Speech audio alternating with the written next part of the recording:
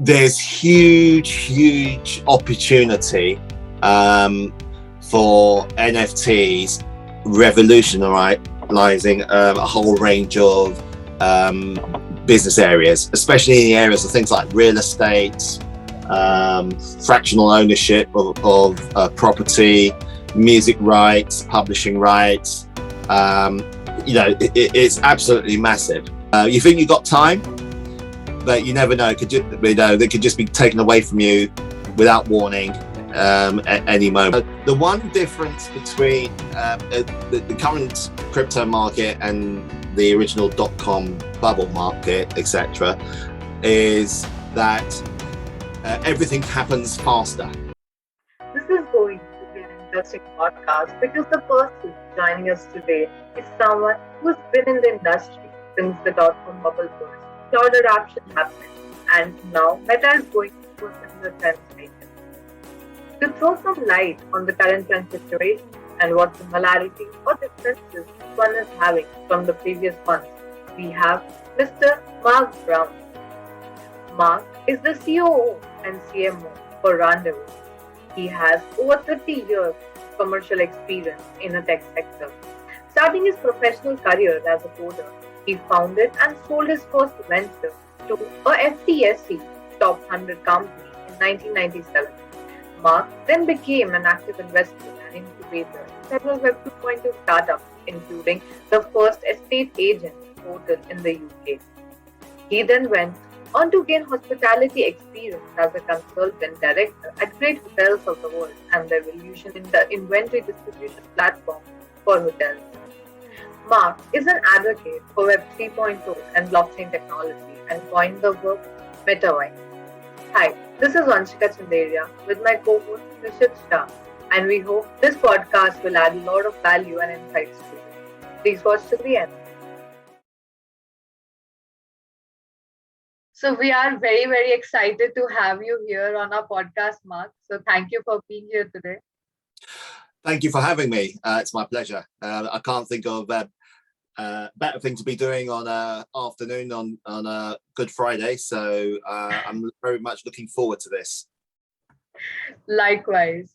So before we get into the conversation, we would like to know a brief of your journey in the digital space and what got you interested in the most past about technology like blockchain and metaverse. Okay, so if I rewind back, and I'll try and do this within a couple of minutes. So I basically got involved in like programming when I was at school. We were one of the few schools in the UK back in the 80s that actually had a personal computer that we could actually get onto and write programs in BASIC. So computers which we had to program in hex code. So you spend about 3 hours typing things in hex just to make a ball bounce across a screen. So that's where my tech background kind of got started. And then I studied physics and electronics at University of Kent, which actually in reality about 30% of the time was spent writing programs and stuff.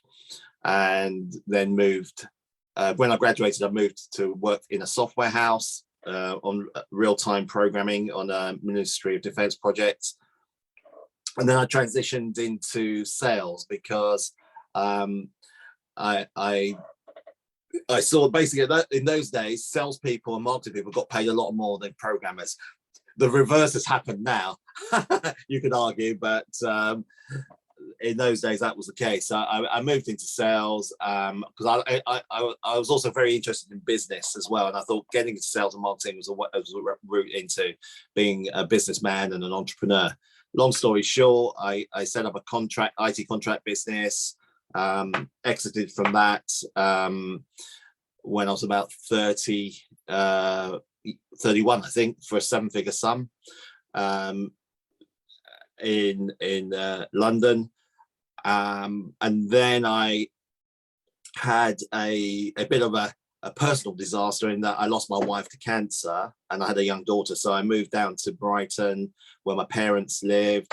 And I basically, because I wanted to spend time, be there for my daughter, I basically spent a lot of time providing consultancy to companies in the areas of IT and strategy, and ended up taking a 4-week assignment with a travel business, Great Hotels of the World, which actually ended up being a 5-year project.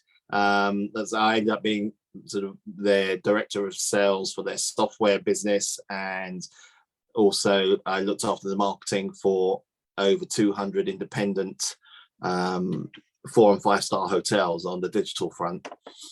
And they set up a digital marketing agency, so it's really exciting. But so that's how I've arrived to where I am right now. So I'm the COO and CMO for RendezVerse, and it's super exciting. It's going super well.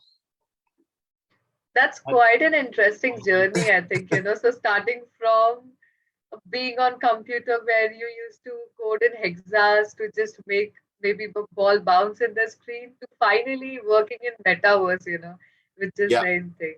Quite inspiring, I would say.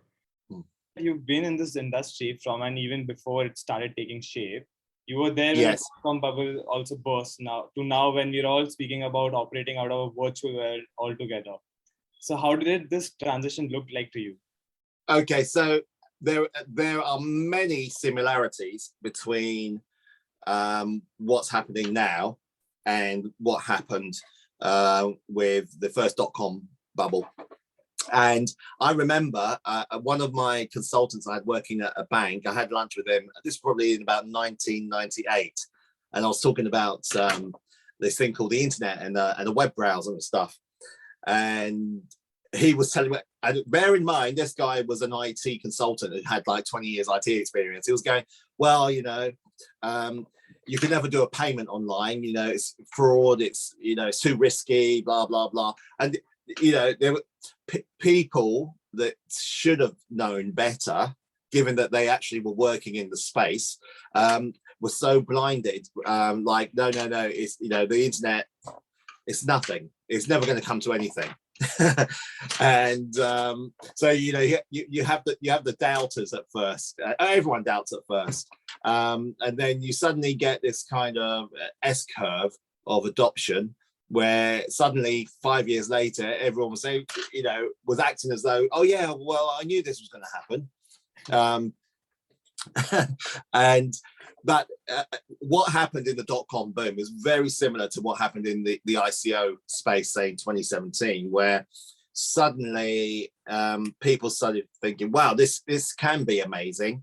And people would come up with lots of projects. So, and what the classic situation is, people come up with projects to solve a problem, which is not really a problem. Yes, you could build a website to do X, Y, and Z, but hardly anyone wants to do X, Y, and Z, or they're not ready to do it right now because they don't have to do what you want to do. Like Boohoo was a classic dot-com bubble boom and bust.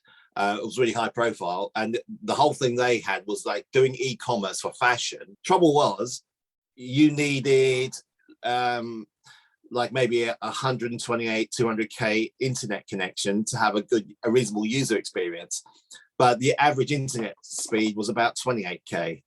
So just way ahead of time. But they were doing things like they had offices in London and New York, and they were like flying first class on Concorde for meetings, just spending all the money. I mean, I'll put it this way: there was more FOMO in the first dot-com bubble than there has been in crypto, I think. But it's the same thing's happening now. So you have all these projects people are creating. Most of them will end up going nowhere, but out of it you're going to get the Web3 version of Amazon, Netflix, Google. You're going to get some titanic businesses coming out of that are starting, that have either recently started up or are going to be starting up in the next 2-3 years, that are going to absolutely be huge. And it's sort of, an investor, you kind of think, well, you just can't really tell which ones are going to be massive. So you just maybe invest a little bit of money in a lot of different horses and see which one wins. Right. At the end of yeah. That's nice. Yes. So what do you think is going to be the scope of AR and VR, mixed reality and metaverse in the digital marketing space? Well, so from one of the big issues is adoption of the hardware. And so the technology has been around for a long time. But I think we're still a long way off from a mass adoption. I think maybe 5 to 10 years. In fact, I listened to a podcast that Zuckerberg did about 3 weeks ago. And his view was it was like 5 to 10 years as well. So it's like mass adoption. So it's still early days stuff. Augmented reality. I think augmented reality is probably ahead of VR in the sense that, from a gaming viewpoint, I've been playing augmented reality games for maybe about 4 years or going back. And I think augmented reality has a huge amount of potential, especially from a marketing viewpoint as well. Allowing people to, say, view an object on their desk through their iPhone or an iPad it can be very powerful. That's true. That's true. So in terms of AR, we are also seeing that, AR has been adopted very rapidly when it is compared to VR. And the Yeah. major challenge that is coming in is actually the headset, because everyone needs to have the wearable or the hardware to actually be there in that space and then make it big. Yes. So, I think augmented reality will be the area which has the most the amount of time that people spend.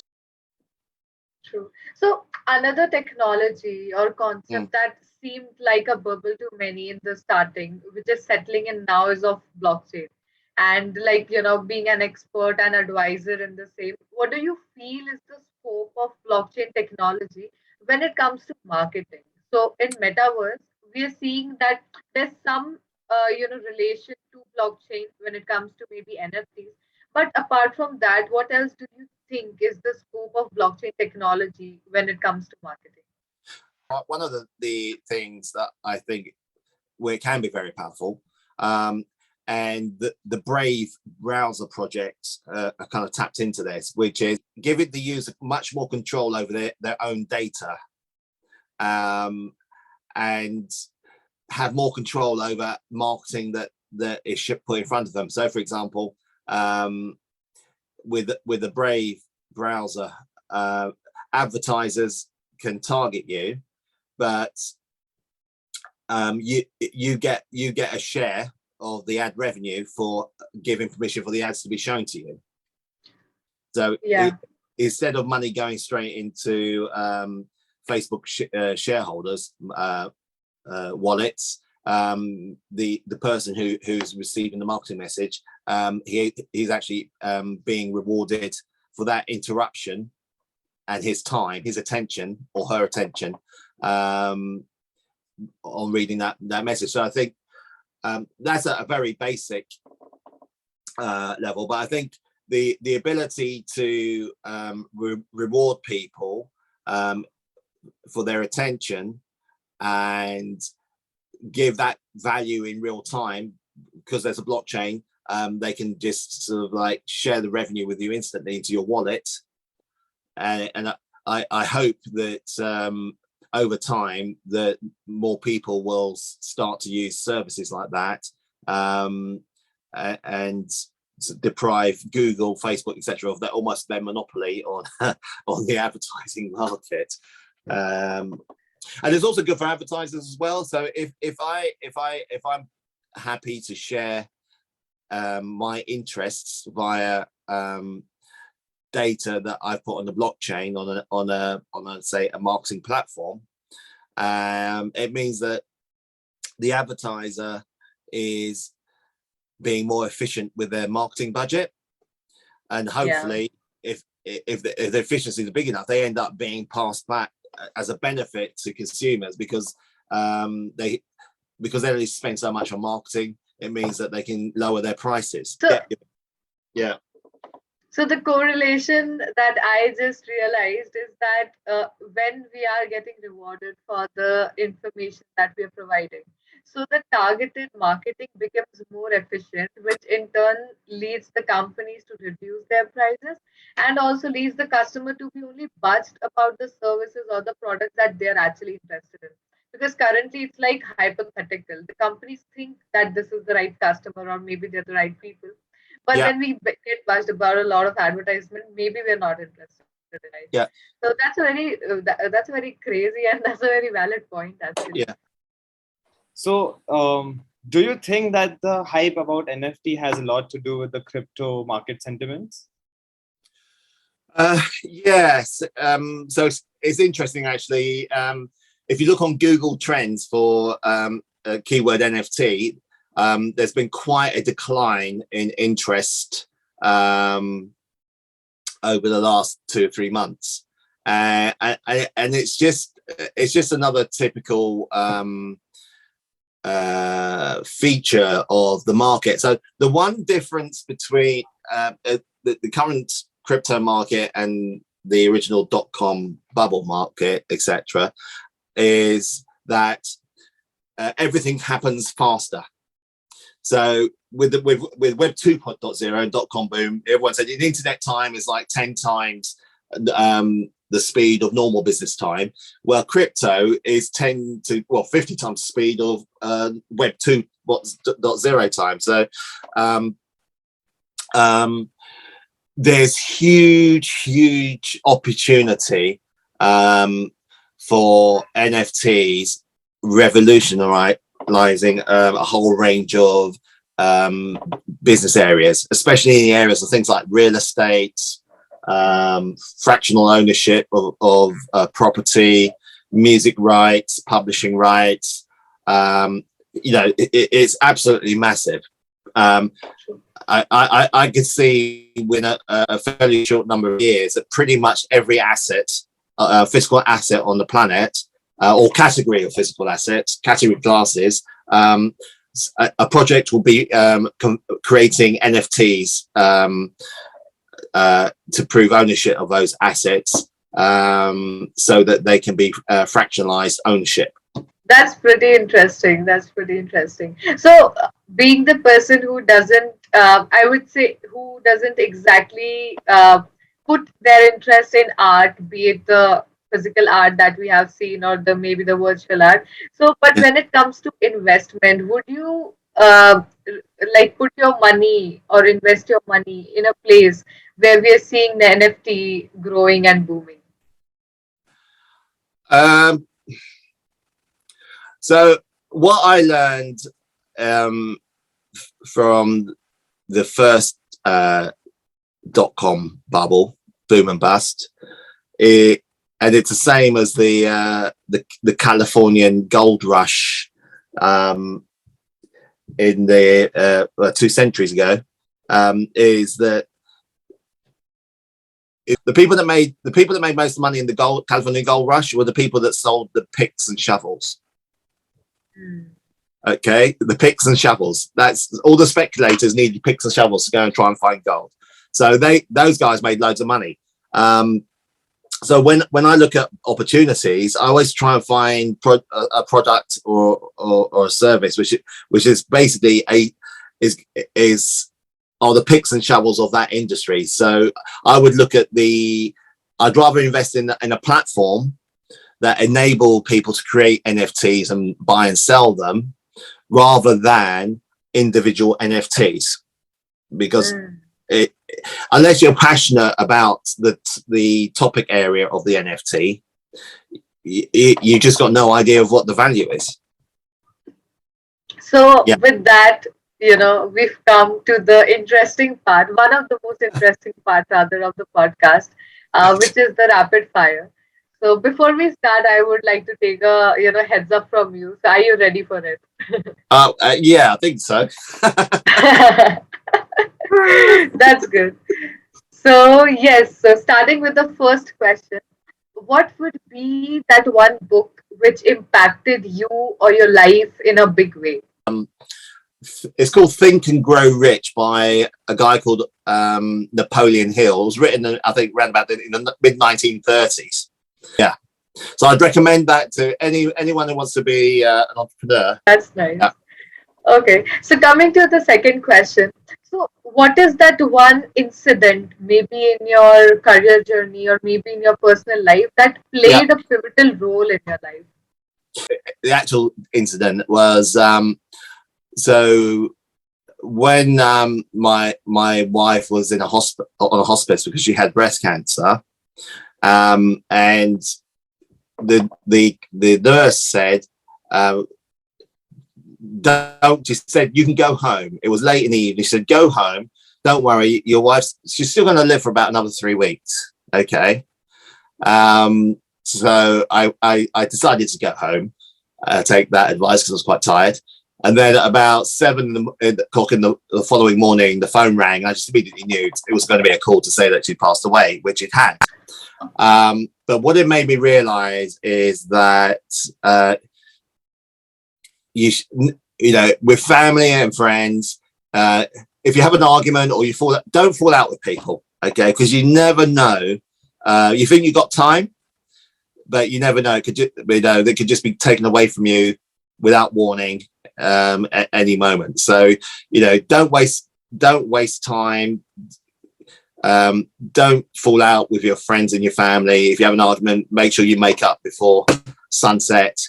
Because you never know when the chance to say that final goodbye will be taken away from you. So that's the one incident that made me think more about spending time with family and friends, and rather than just pursuing the things that you want to do for your own self gratification.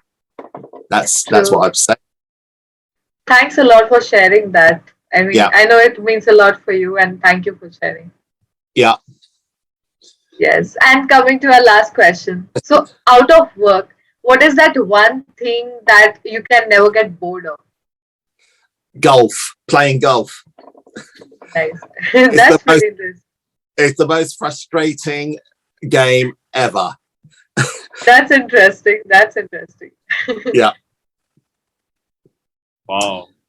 I mean, like, throughout the podcast, we've learned about a lot, like Web 3.0, NFTs, and blockchains. So what do you think? What are the key things you would suggest about for the new companies or startups to be ready for in the changing, rather revolutionizing in the digital space currently?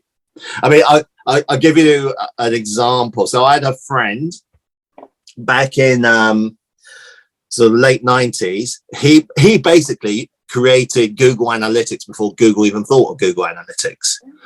And I was very envious of his lifestyle. He was literally one of the first laptop nomads. He'd be traveling around the world with his laptop, had about 30, 40 clients, and they were each paying him like $5,000 a month. He was just making loads of money, providing all their website analytics. And then Google launched Google Analytics for free. And literally within 6 months, he had only one customer left. And after about 12 months, he lost that customer. So his whole business went from, something like $60,000 a month just to him on his laptop. Just got wiped out by Google saying, yeah, here's Google Analytics, and it's all free. True. So that's what new companies and startups need to be ready for. I think someone coming along and just eating your lunch. True. And so as we've come to almost the end of the podcast, any last piece or any one piece of advice rather that you would want to give to the people who are starting off in their career? I would say that learn about blockchain, learn how to code. Maybe Python is a good one to do. You don't have to be like a super guru programmer, but just learn how to code, just little scripts and stuff, just so that no matter what technology comes to your face, you've got the basics to understand it and see what the opportunities are. But definitely blockchain, coding, and also there's going to be a massive opportunity for people who want to do creative stuff as well. So yeah, if you want to get into that space, just learn how to use tools to create nice graphics, video editing, all that kind of stuff, which I'm sure all you young guys are doing anyway. Yeah, just that. And here's the other thing as well. Everybody, or certainly young people who are coming out of university and stuff like that, should consider, they should have like an account of content consumed and content created. And people that create that just consume, never create any content, probably won't be as successful as people that maybe that, I'm not saying you have to create more content than you consume, but certainly put stuff out there, whether it's writing, whether it's music, whether it's doing stuff like this. But people that create content are going to be the people that will have more success in the coming years. Be a net creator. Yeah. So thank you so much, Mark. Okay. We've come to the end of the podcast, and I think it's been full of some few amazing insights and some interesting information that's come out, plus alongside your personal experiences and learning, which I think are going to benefit a lot of us in terms of learning and in terms of applying and implementing in our own lives. So thank you for that. You're our future. Thank you so much. Do good. All right. Thank you so much. All right, thank you so much for having me. Thanks a lot for staying with us till the end, and I'm pretty sure that you must have gotten some key takeaways and great insights from this podcast. We're more than happy to help you if there's any need in terms of AR/VR content or immersive or interactive content creation for your company or your client. So if you have any need in the same direction, do let us know, and the experts from our team will get in touch with you.